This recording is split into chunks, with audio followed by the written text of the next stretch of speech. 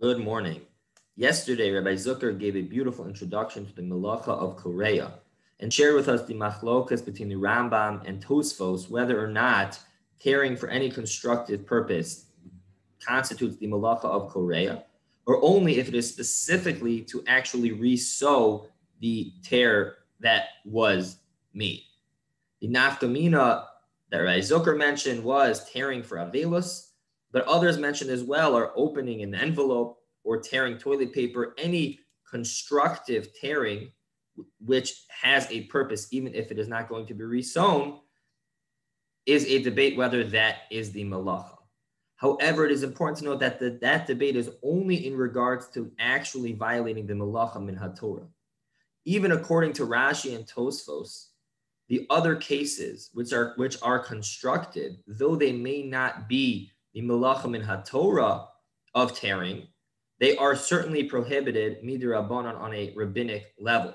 And that is true not only with constructive tearing, but even tearing which is done for a destructive purpose, such as shredding paper or the like. Everyone agrees that any form of tearing is prohibited on a rabbinic level on Shabbos.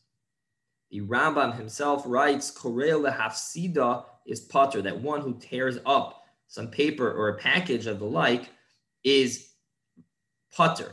And what we know from other places in the Rambam and Chazal, that pater in the context of Shabbos means pater aval aser. It means that one is not chayv achatas, one is not violating the melacha min haTorah of Shabbos, but nonetheless it is aser, it is prohibited midrabanan.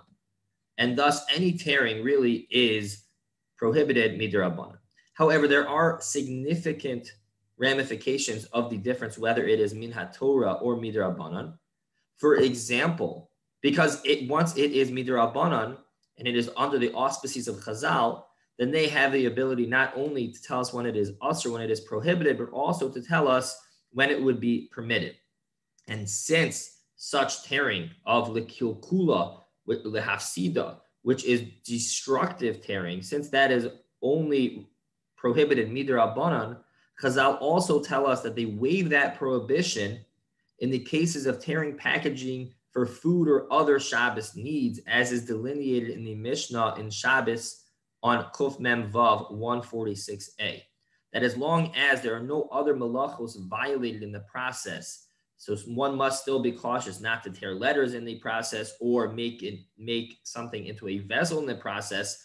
As long as those are avoided, then tearing in a destructive manner in order to get to a Shabbos need, such as the packaging of food or even a toy that is needed on Shabbos, would be permitted if done so in an entirely destructive manner and avoiding other prohibitions. Have a great day.